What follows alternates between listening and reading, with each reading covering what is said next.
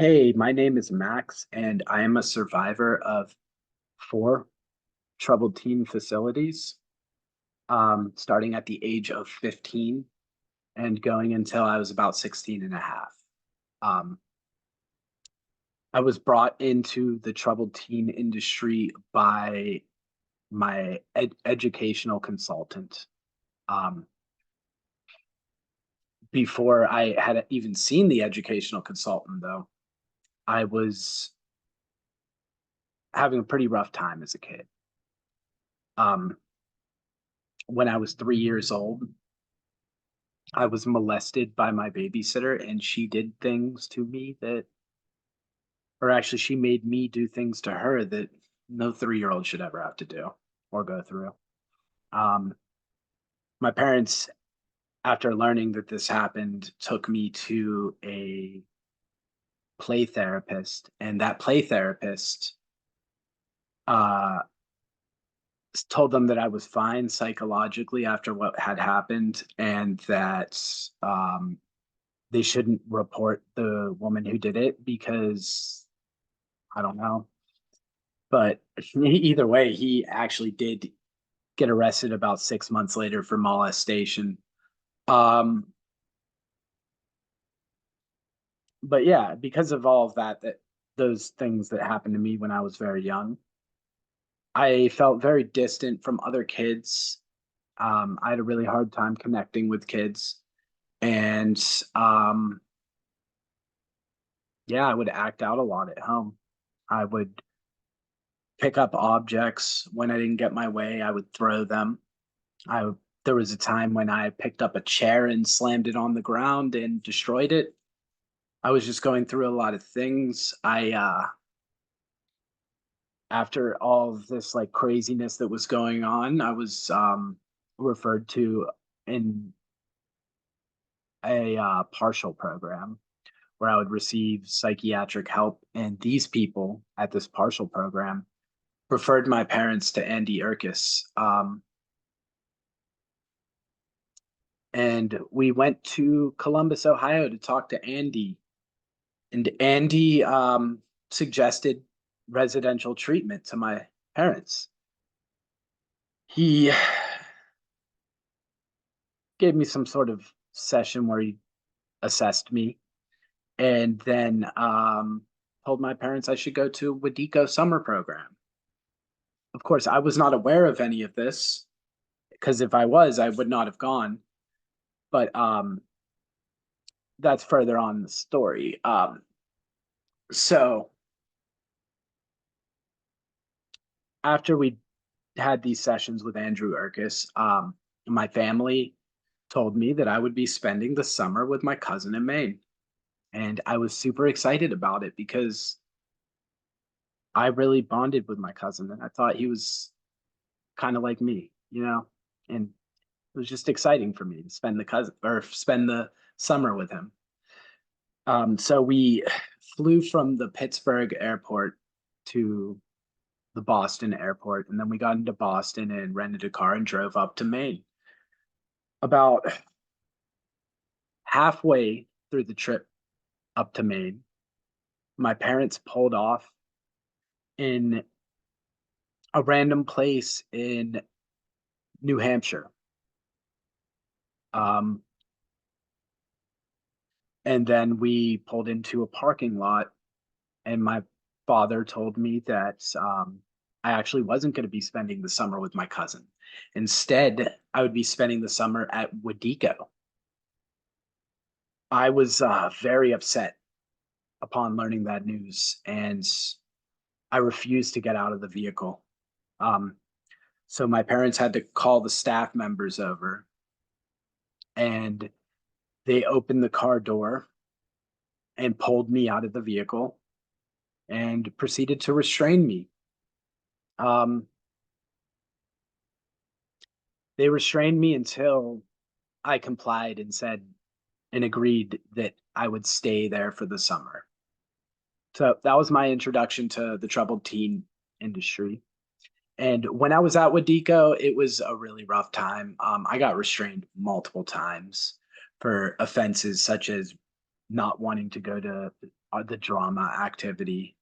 Um, I was also completely eaten up by bugs. There were so many mosquitoes down there, and they never gave us bug spray. They um they never gave us an ointment or anything. They just allowed these mosquito bites to continue to build up until they were completely covering my arms and legs, like hundreds of them.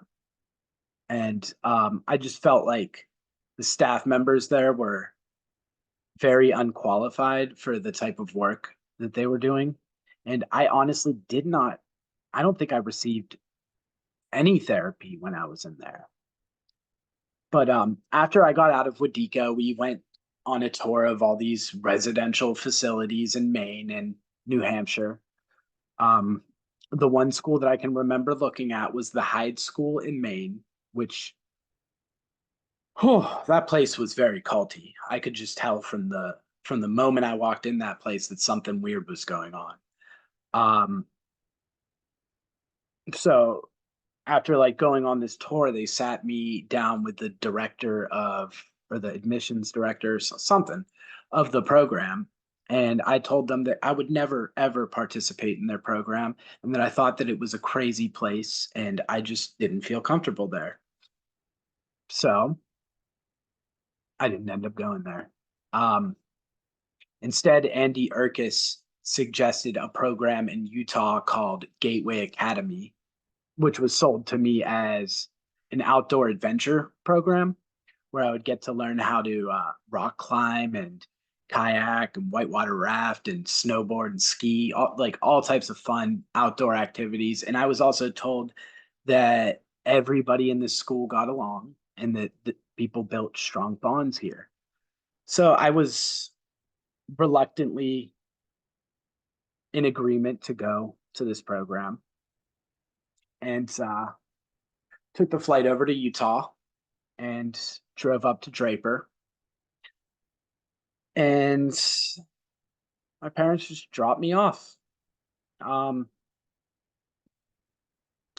the first thing I learned about this place was that there were an excessive amount of rules and there was a level system. And in order to progress in the level system, you had to follow the rules and be open. I was not ready to be open at this point. Like, I was already just struggling with the trauma that I had endured at Wediko. And I just didn't really trust anybody. So I didn't follow these rules. One of the rules was that I was not allowed to talk to anybody but staff or higher level students. I completely refused to follow that rule. In fact, I would just talk to whoever I wanted to.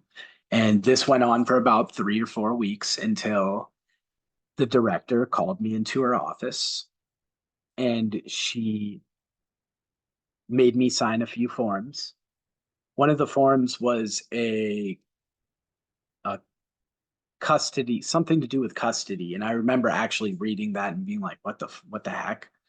Um, but after I finished signing these forms, two large Samoan men came into the room with handcuffs and told me I'd be going with them. And they said, we can do this the easy way or the hard way.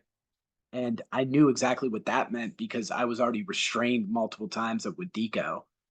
So I willingly went with them. And they put a blindfold on me and they drove me for about 3 hours to a small town called Duchesne, where I was taken into an intake facility for a program called Second Nature, which was a wilderness program. Inside that intake facility, I was put in a room where there were boxes all strewn about and just a bunch of hiking equipment, unorganizedly, if that's a word, strewn about.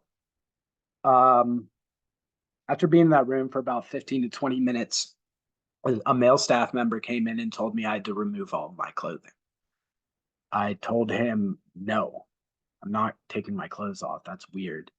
And he then told me that he would restrain me and forcibly remove my clothes.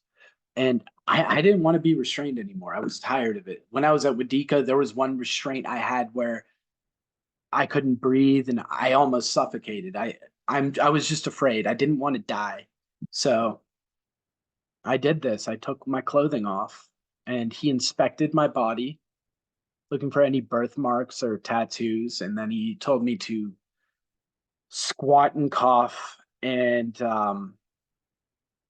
after that, he gave me a hospital gown and he brought me into the nurse's office. And in the nurse's office, I was given a normal checkup by an older lady. She was about 75 years old.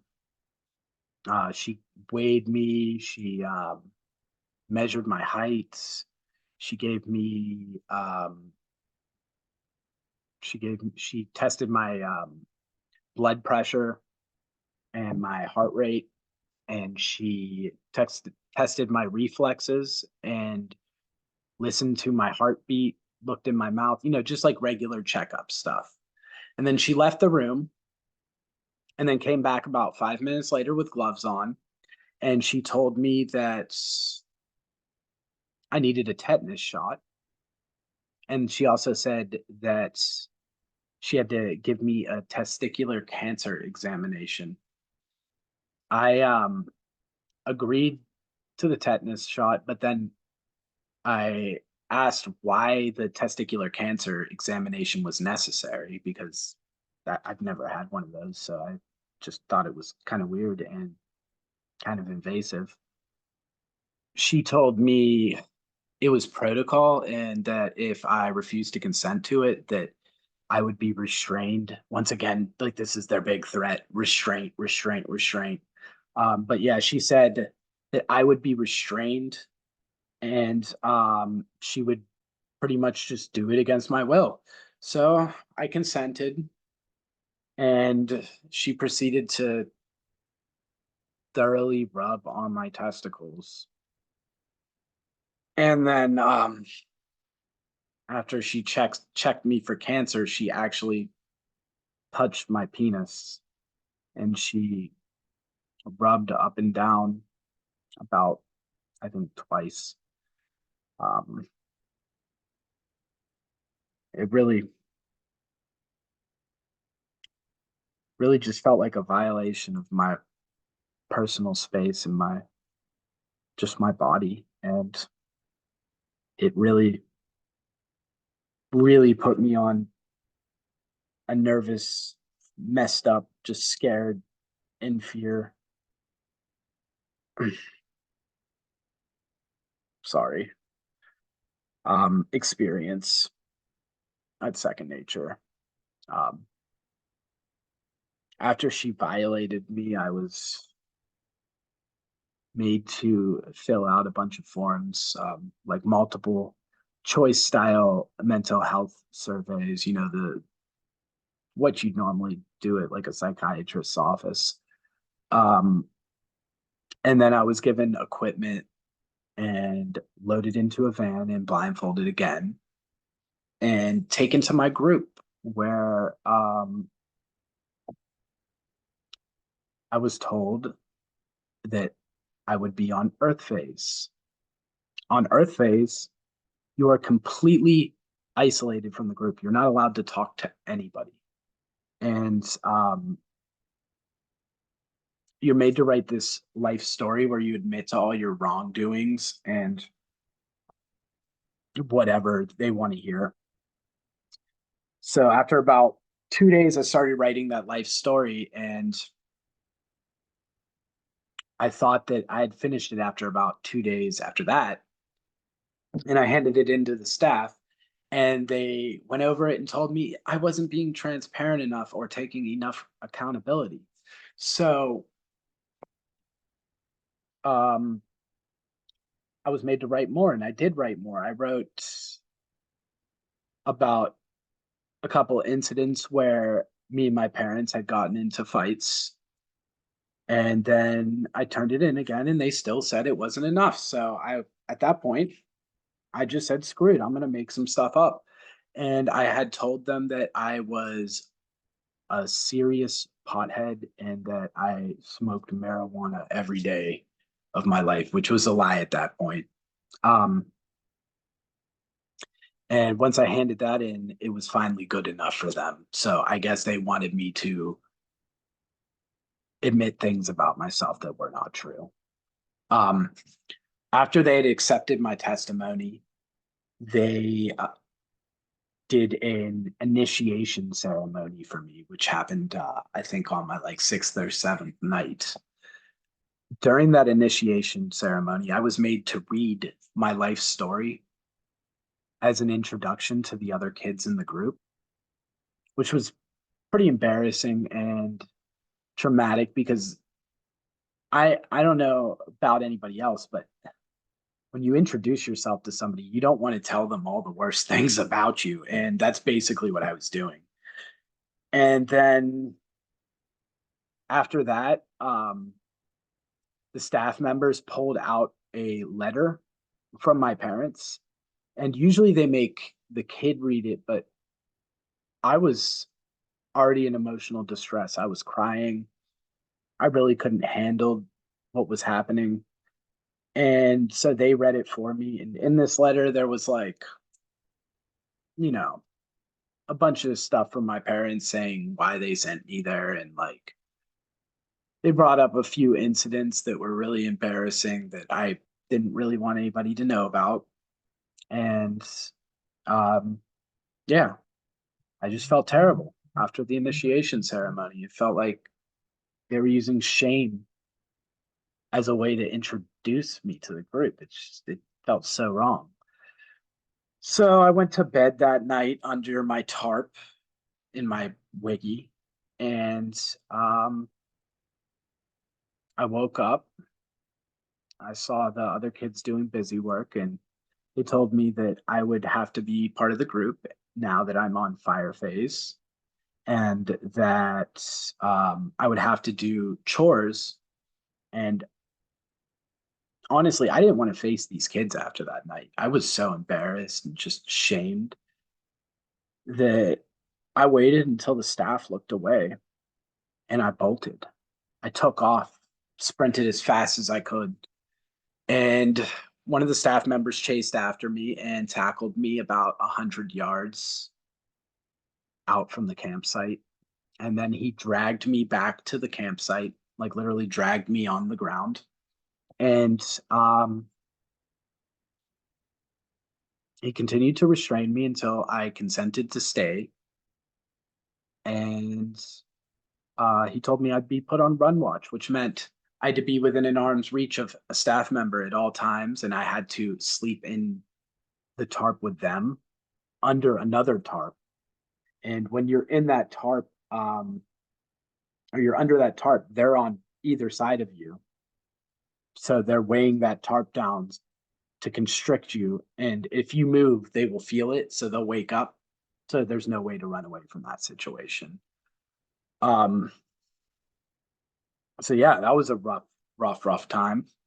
And I just remember like not really progressing past fire level, but I do remember like the therapy sessions.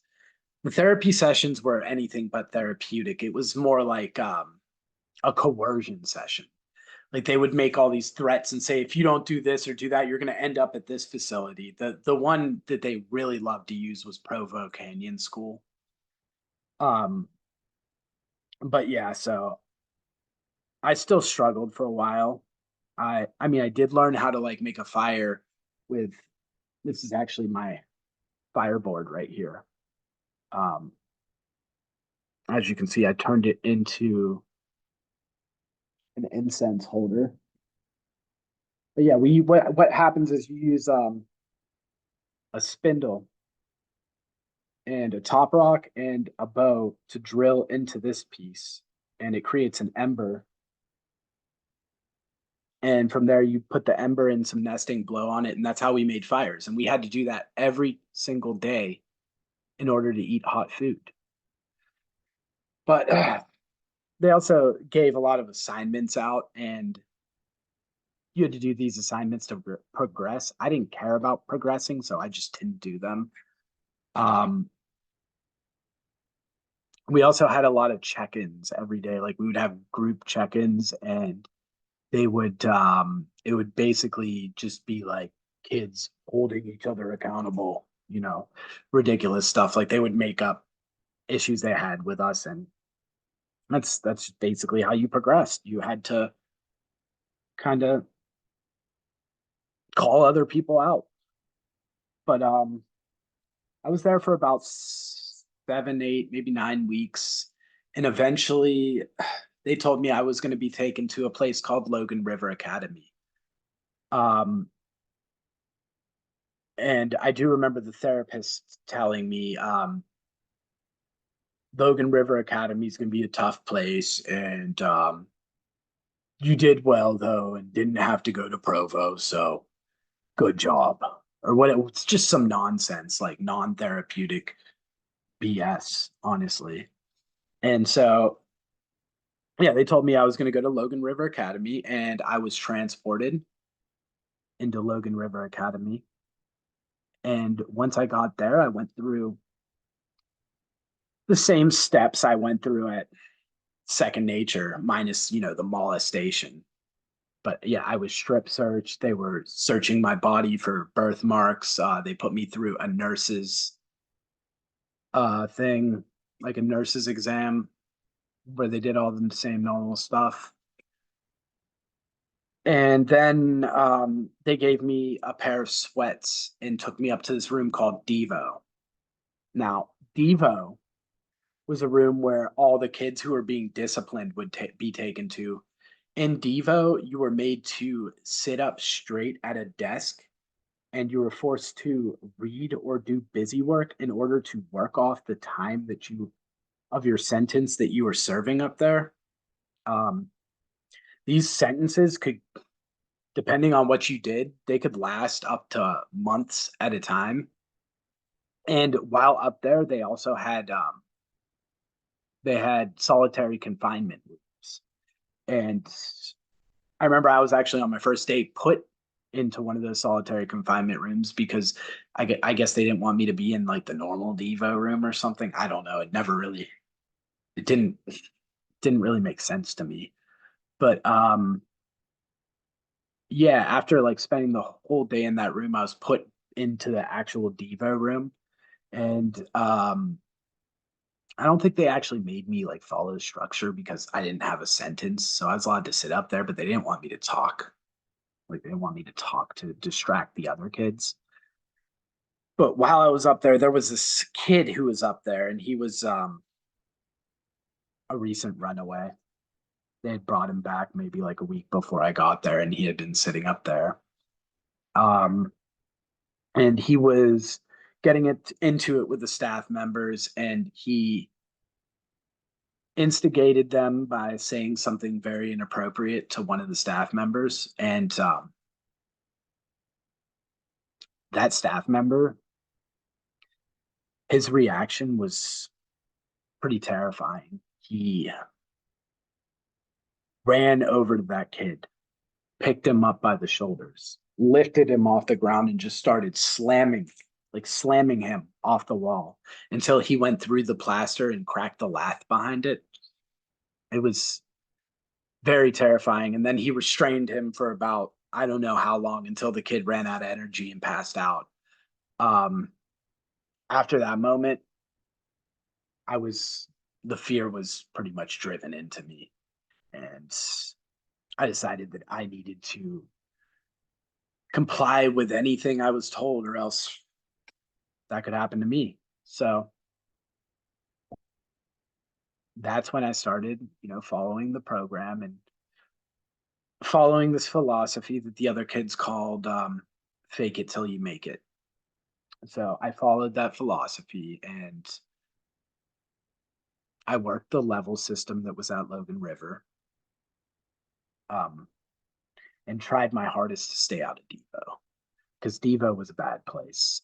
The staff members up there were not qualified at all.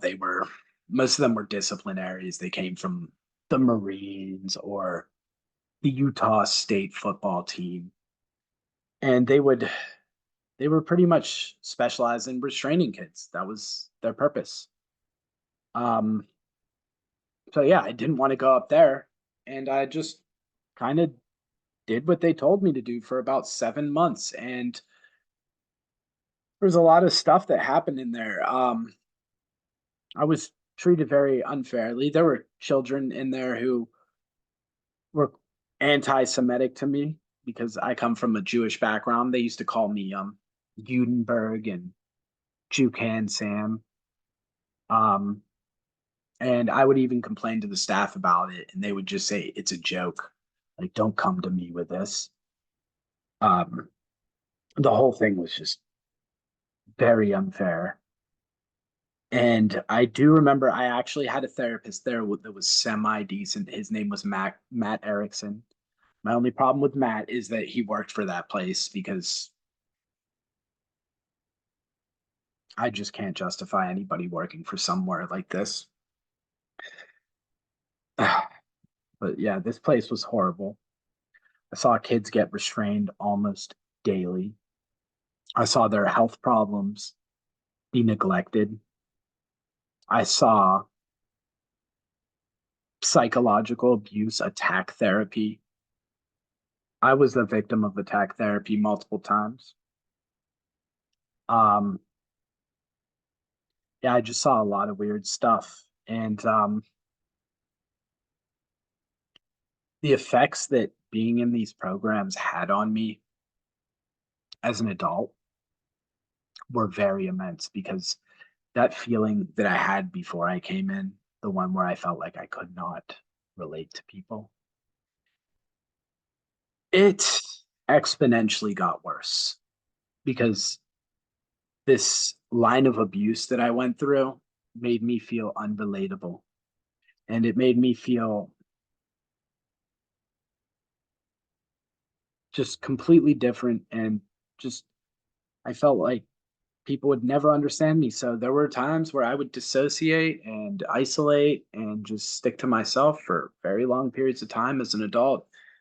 Um, I picked up a pretty heavy marijuana usage habit, and I smoked weed every day. Like at this point, I was a daily marijuana user. Um, I used that as a medicine to pretty much just shut off the torment that was going through my mind. Just the feeling of just mistrust with my family, abandonment, um, feelings of not being worthy, feelings of low self esteem, just a lot of really rough feelings. And it's taken quite a while to even get to the point where I was even able to start working on myself. Like I got out of these programs when I was 16 and a half. I'm 32 now, so it's half a lifetime ago now at this point. And it took until I was like 28 before I could actually face this stuff. And over the past 4 years, I've been working on the trauma that I dealt with. And I've been unraveling a lot of things. Um, I finally reported the woman who had molested me when I was, or not molested, she actually sexually assaulted me. But yeah, the woman who sexually assaulted me when I was 3, I actually reported her. That was part of my process. Um, I reported the nurse at Second Nature Duchesne. I don't believe anything was done about it. They never even, like, they took my report and then never got back to me. At least the one in Pittsburgh, they did get back to me. Um, but yeah, I've just been through a lot, and I feel like residential treatment is an absolutely terrible option for your child if you actually want them to get help, because what residential treatment does is it actually makes the issues that your kid has worse. It exacerbates the issues, and then it instills it reinforces those issues in the child. So for a long time afterwards, you may feel like you can't heal. And the fact that these residential treatment centers are therapeutic in nature, they really cause a level of mistrust in people when it comes to actually going and seeking help, because you don't know what you're going to get when you go to therapy. You don't know if somebody's going to do this to you again or just treat you in a very unethical way. And it's very painful. And it takes a lot of building inner strength to confront it. And that's why I'm actually making this video, is to further, you know, further shine a light on my story and just the stories of other children who've been through this. Recently, a child died at Trails, Carolina on his first night, and it was all because of the unethical treatment and the neglect and lack of just proper oversight. And children die at these facilities all the time. And that's why I'm here, is to, and doing this right now, is to be a voice for those people who didn't make it, because their stories don't deserve to go unheard. They deserve respect and honor, and they deserve to have their stories told. But I just want to thank everybody for listening to me today. And I hope you have a great day. And if anybody else out there has a story that they want to tell, I think it would be a great idea to do it, because you are spreading awareness by telling these stories. And the more awareness there is out in the world, the more likely it is that some parent is going to think twice before sending their child to one of these places and putting them at risk of serious psychological damage. But thank you guys. Have a good one.